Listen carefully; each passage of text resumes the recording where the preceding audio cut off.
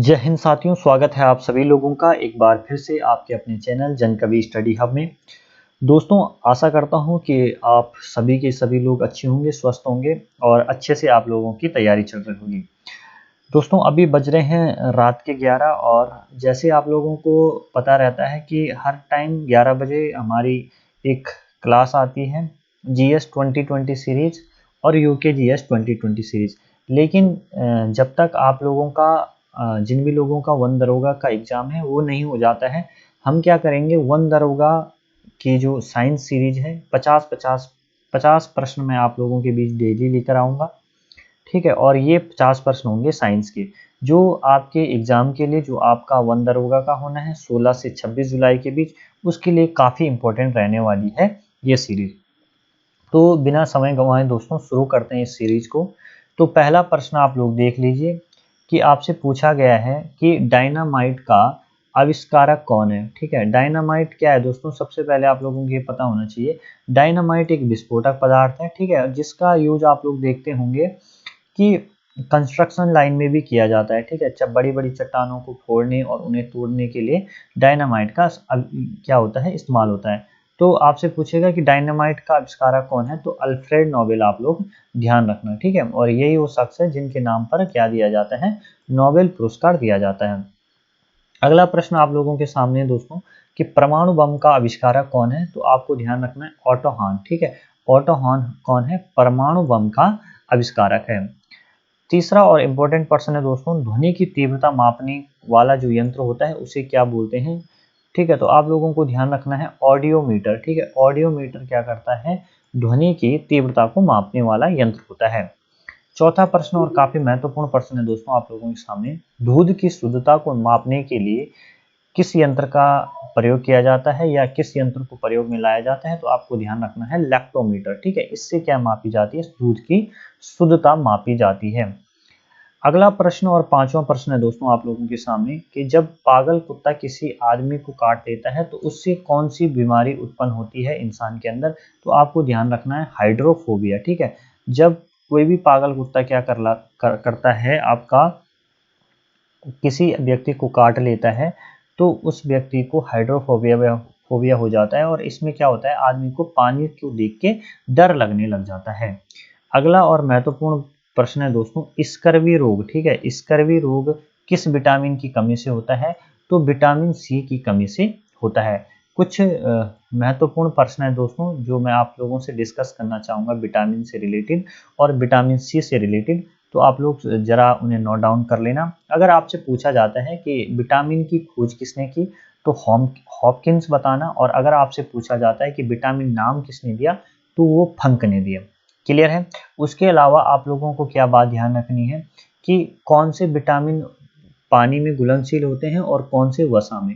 तो जो पानी में घुलनशील होते हैं वो होते हैं विटामिन बी और सी, यानी कि आप लोग इस तरीके से भी ध्यान रख सकते हो कि जैसे आप पे कोई पानी डाल रहा है तो आप उसे बोल रहे हो कि ज़्यादा बीसी मत कर। ठीक है, तो ज़्यादा बीसी मत बन। ठीक है, तो ये सारी चीज़ें हैं, इस तरीके से भी आप लोग इसे ध्यान रख सकते हो। और कीड़ा, ठीक है, जो कीड़ा कहाँ, कीड़ा, ठीक है, कीड़ा विटामिन के, ई और डी और ए। ठीक है, इन चार विटामिन क्या होते हैं, वसा में आपके घुलनशील होते हैं। ठीक है, और कीड़ा कीड़ा ठीक है, कीड़ा के नाम से आप लोग इसे ध्यान रख सकते हैं। ठीक है, वसा में, वसा कौन होगा, वसा में होगा कीड़ा, और पानी बोलते हैं ना, गई भैंस पानी में। ठीक है, तो बीसी। ठीक है, तो इसको आप भैंस के इससे ध्यान रख सकते हो। हीरा, अगला प्रश्न है दोस्तों, हीरा चमकदार दिखाई देता है, क्यों दिखाई देता है, तो सामूहिक आंतरिक परावर्तन के कारण ये हीरा जो होता है ये आपको चमकदार दिखाई देता है। अगला प्रश्न है दोस्तों आप लोगों के सामने, विटामिन सी का सबसे अच्छा स्रोत क्या है, तो आंवला है। ठीक है, क्या है, आंवला हो गया, आपका अमरूद हो गया, बेर हो गया, अंगूर, नींबू, टमाटर, ये सब क्या है, विटामिन सी के अच्छे स्रोत माने जाते हैं। उसके अलावा अगर देखिए आप लोग, अगर विटामिन सी की हम लोगों में कमी हो जाती ना, तो हमारे जो मसूड़े होते हैं उनसे खून आने लग जाता है, और दांतों के हिलने हिलने की भी जो है वो समस्या सामने आती है। तो इसलिए खूब भरपूर मात्रा में आप लोग विटामिन सी लेते रहिए। क्लियर है। उसके अलावा आपसे अगर कभी पूछा जाता है कि विटामिन सी का वो रासायनिक नाम क्या होता है, तो एस्कॉर्बिक अम्ल, ठीक है, एस्कॉर्बिक अम्ल आप लोग ध्यान रखना। प्रोटीन की मात्रा सर्वाधिक होती है तो किस में होती है, सोयाबीन में होती है, ठीक है। कितनी परसेंट होती है, 40% क्या होती है, प्रोटीन होती है सोयाबीन के अंदर, ये आप लोगों को ध्यान रखना, और सबसे ज्यादा होता है, ठीक है। इसलिए बोलते हैं कि जो सोयाबीन होते हैं, भट वुट गढ़वाली में बोलते हैं जिनको, इनको खाया करो आप लोग, अच्छा आपका स्वास्थ्य रहेगा। चलिए, हमारे शरीर का अधिकतम भार बना है, तो आपको ध्यान रखना है जल से बना है, ठीक है। सबसे अधिक मात्रा हमारे शरीर में किसकी रहती है, जल की रहती है। तो अब अगला और महत्वपूर्ण प्रश्न है दोस्तों, रक्त में लाल रंग, ठीक है, किस कारण होता है, ठीक है, लाल रंग किस कारण होता है, तो हीमोग्लोबिन के कारण होता है। किसका रंग लाल, ठीक है, हमारा जो खून होता है उसका जो लाल रंग होता है वो किसके कारण होता है, एक वर्णक होता है हमारे शरीर में, ठीक है, उसे बोलते हैं क्या, हीमोग्लोबिन, ठीक है। और इस हीमोग्लोबिन में आप लोगों को आयरन की मात्रा भी देखने को मिलेगी। चलिए, विद्युत आवेशों के मध्य लगने वाला बल कौन सा है, तो कौन सा बल है, तो वो कूलाम बल बोलते हैं उसको, ठीक है, कूलाम बल। कूलाम ने क्या दिया था, विद्युत आवेशों के बीच लगने वाले बल के बारे में, जो लगता है फोर्स, उसके बारे में बताया था, इसलिए उसको कूलाम बल भी बोला जाता है। अगला और महत्वपूर्ण प्रश्न है दोस्तों, ऋण वैद्युत आवेश के चारों ओर बल रेखाएं होती है, तो ये त्रिज्यीय होते हैं और ऊपर की ओर होती है, ठीक है। उसके अलावा 1 किलोवाट घंटे में कितना की घंटा किसके बराबर होता है, तो 36 गुणा 10 की घात 5, ठीक है, 10 की पावर है दोस्तों, ये 5 में 105 नहीं है, ठीक है। वो थोड़ा सा टाइपिंग में काफी मिस्टेक लग रहा है मुझे इसमें, तो आप लोग देख लेना, 36 गुणा 10 की घात 5 जूल। उसके अलावा प्रकाशीय तंतु में ह्रास का कारण होता है अवशोषण और प्रकीर्णन, ठीक है। कोणीय विभेदन के लिए मूलभूत राशि है, ठीक है, कोणीय विभेदन ध्यान रखना, कोणीय विभेदन के लिए मूलभूत राशि है, तो आपको ध्यान रखना है रेडियन का, ठीक है।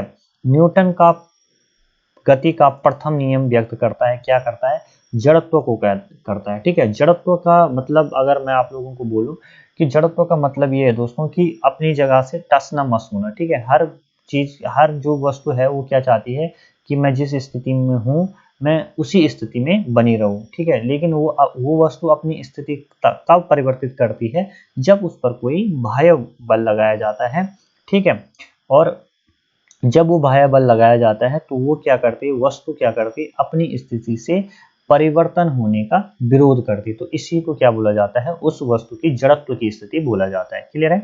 चलिए, फ्लेमिंग ने खोजा था तो पेनिसिलिन, ठीक है, पेनिसिलिन किसने खोजा था, फ्लेमिंग ने खोजा था। इस क्वेश्चन ये गलत हो रखा है दोस्तों, यहाँ पे टाइप, इसको रहने दीजिए आप लोग।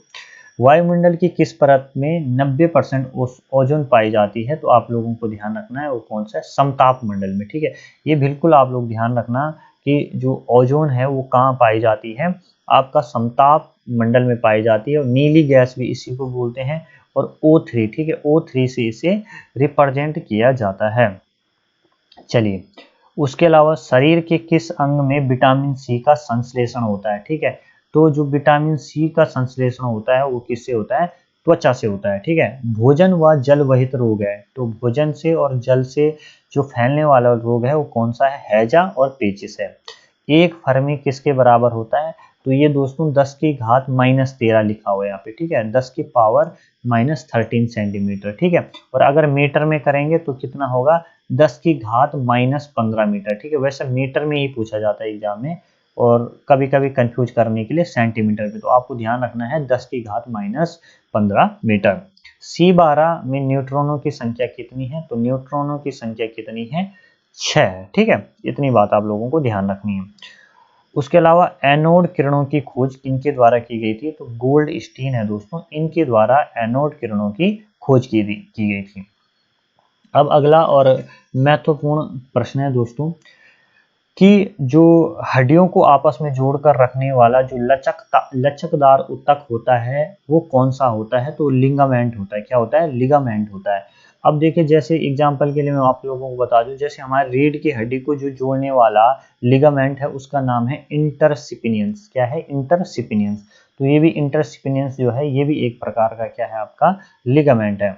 सूर्य की सतह को कहते हैं, तो दोस्तों ये होती है फोटोस्फीयर, ठीक है, जिसको हिंदी में बोला जाता है प्रकाश मंडल, भी इसको हिंदी में बोला जाता है। और सूर्य का जो भाग हमें अपनी नग्न आंखों से दिखाई देता है उसी को फोटोस्फीयर बोलते हैं, उसी का आपका प्रकाश मंडल कहा जाता है। भूकंप के उद्गम बिंदु को क्या कहते हैं? तो भूकंप के उद्गम बिंदु को एपिसेंटर बोला जाता है। क्या बोला जाता है? एपिसेंटर बोला जाता है। पीतल एक मिश्रण है तांबे और जस्ते का, ठीक है। जो पीतल है वो किस किस धातुओं से मिलकर बना रहता है? तांबे और जस्ते से बना रहता है। पीलिया किस अंग के संक्रमण के कारण होता है? तो जब यकृत, जो हमारा लीवर है दोस्तों, जब ये इन्फेक्टेड हो जाता है तो हमको कौन सा रोग होता है? हमको पीलिया होता है, ठीक है। अब देखिए, ध्यान रखना आप लोग बात, अब आप लोग देखते हैं ना कि पीलिया में हमारा जो मुंह है, हमारी त्वचा है, वो कैसे पड़ जाती है? तो पीली पड़ जाती। तो इसके लिए दो चीजें जिम्मेदार हैं। जब हमारे शरीर में बिलिरुबिन, ठीक है, बिलिरुबिन और बिलिवर्डिन, ठीक है, दो टर्म आप लोग ध्यान रखना, बिलिरुबिन और बिलिवर्डिन की मात्रा बढ़ जाने के कारण जो हमारा शरीर है वो कैसा दिखने लग जाता है? पीला दिखने लग जाता है।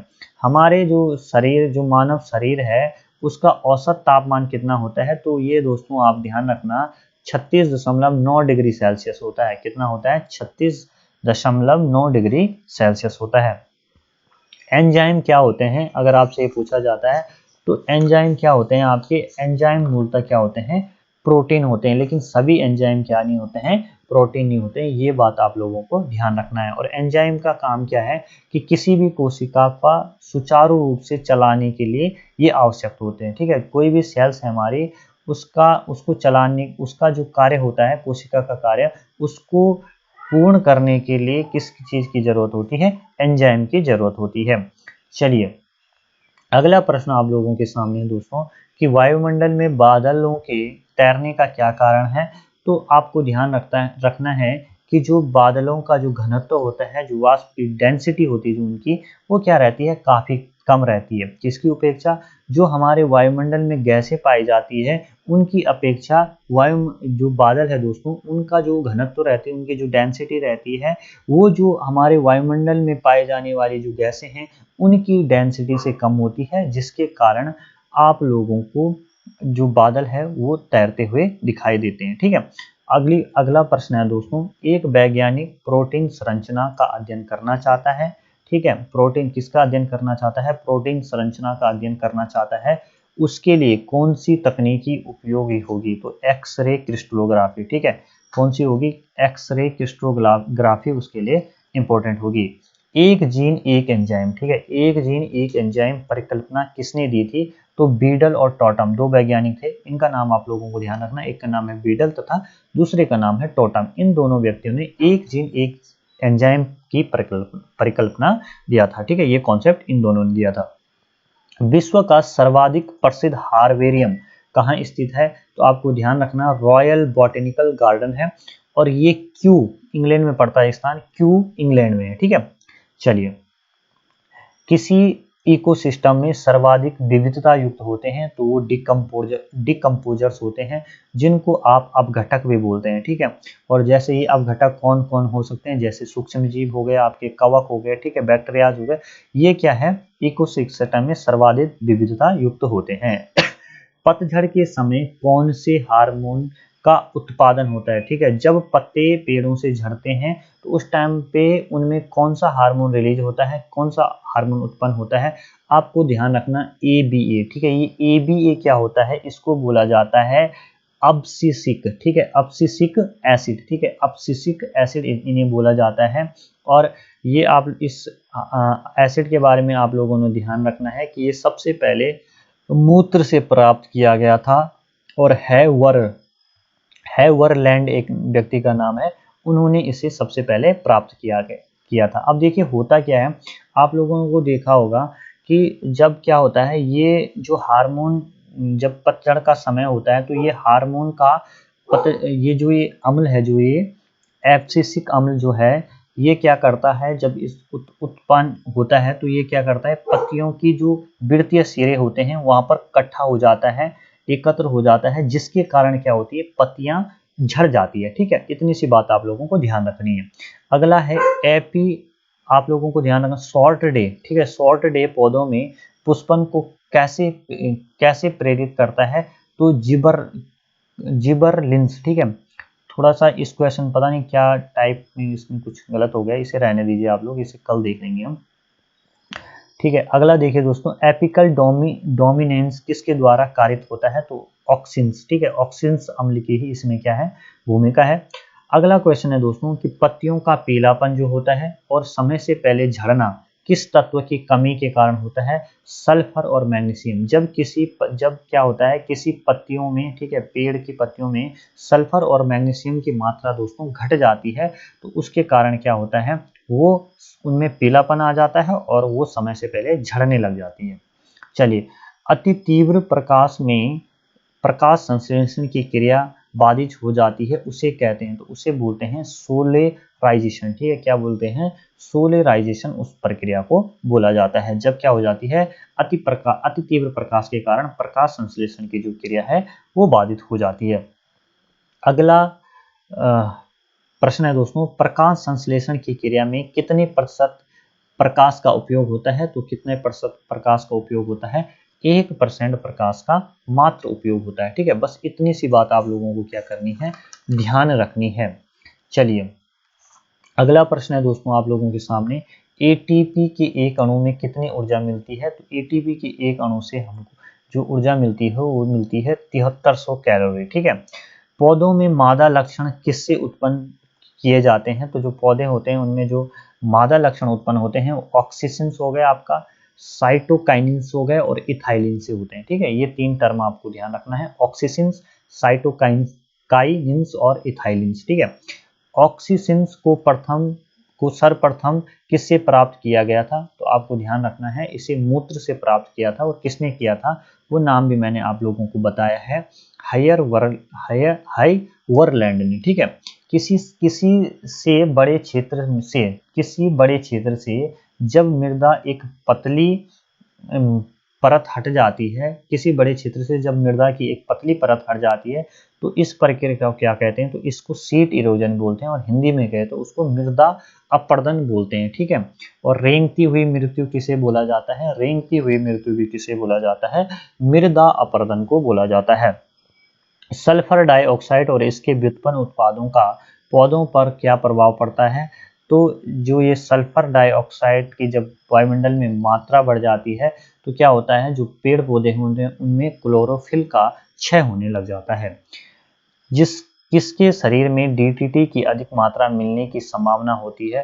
तो जो शीर्ष मांसाहारी होते हैं उनके शरीर में डीटीटी जो होता है उसकी सर्वाधिक मात्रा मिलने की संभावनाएं रहती है। मछलियां सीवेज के द्वारा मर जाती है, ठीक है। मछलियां जो होती है सीवेज के द्वारा मर जाती है। क्यों मर जाती है? क्योंकि वहां पर क्या हो जाती है, ऑक्सीजन की कमी होती है। अब आप लोगों को एक बात ध्यान रखनी है दोस्तों कि जो मछलियां होती है तो वो क्या करती है, जो पानी में घुलनशील ऑक्सीजन होती है उनसे क्या करती है वहां से सांस लेती है, ठीक है, उससे ऑक्सीजन प्राप्त करती है। लेकिन जब उसमें सीवेज तरह तरह की गंदगियां जो होगी वो घुलित हो जाएगी तो पानी की मात्रा डेफिनेटली कम रहेगी, और जिससे उसे जो ऑक्सीजन है, जो O2 है, जो सांस है, उसे लेने में क्या होगी, प्रॉब्लम होगी। तो दोस्तों ये थी हमारी आज की 50 प्रश्नों की सीरीज वंदरोगा के लिए। आई होप आप लोगों को ये पसंद आएगी। कंटिन्यू आप लोग इसे फॉलो करना और चैनल को सब्सक्राइब करना ना भूलें, जिससे हर वीडियो आप लोगों तक आपके सही टाइम पे पहुंचे। और जो इसकी क्लास की टाइमिंग है दोस्तों वो है ठीक रात 11 बजे, ठीक है। 11 बजे तक आप लोगों को क्लासेस आप लोगों के सामने होगी ये। बाकी जय हो।